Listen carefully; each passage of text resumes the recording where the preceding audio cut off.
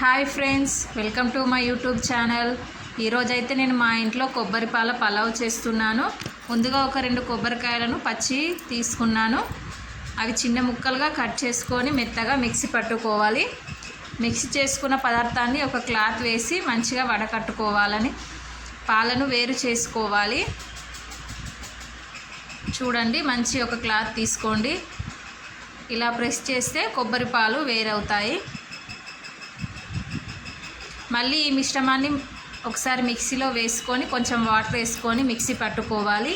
అలా 2 సార్లు చేస్తే సరిపోతుంది. నేనైతే బాస్మతి రైస్ ఒక 1.5 గ్లాస్ వరకు తీసుకుంటున్నాను. మంచిగా శుభ్రంగా కడిగి పెట్టుకోవాలి. స్టవ్ ఆన్ చేసి ఒక కడాయి పెట్టుకొని కడాయి వేడైన తర్వాత ఒక 4 టేబుల్ స్పూన్ వరకు ఆయిల్ వేసుకోవాలి. మనం బగారా పదార్థాలు వేసుకోవాలి. షాజీరా, దాల్చిన చెక్క, లవంగం, ఇలాచి, బగారా ఆకు వేసుకోవాలి. తర్వాత సన్నగా కట్ చేసి పెట్టుకున్న ఉల్లిపాయ ముక్కలు, పచ్చిమిర్చి వేసి దూరగా వేయించుకోవాలి. కొంచెం కొత్తిమీర వేసుకోవాలి. ఒక స్పూన్ వరకు అల్లం వెల్లుల్లి పేస్ట్ వేసుకోవాలి. ఫ్రెండ్స్, మీకు ఇలా వెరైటీగా ఏదైనా రైస్ అట్లా కావాలనుకుంటే కామెంట్ సెక్షన్లో కామెంట్ చేయండి, నేను చేసి చూపిస్తాను. ఒక 1.5 స్పూన్ వరకు సాల్ట్ వేసుకోవాలి.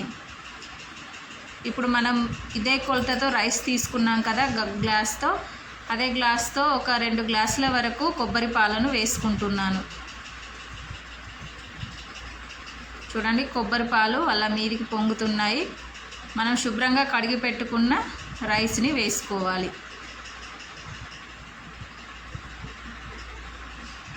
ఇలా మూత పెట్టి ఒక 5 నిమిషాలు ఉడికించుకోవాలి.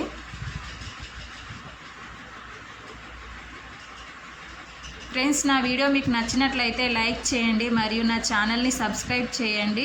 అందరికీ షేర్ చేయండి. మీకు ఏమైనా డౌట్ ఉన్నట్టయితే కామెంట్ సెక్షన్లో కామెంట్ చేయండి. చూడండి, కొబ్బరిపాల పలావ్ రెడీ.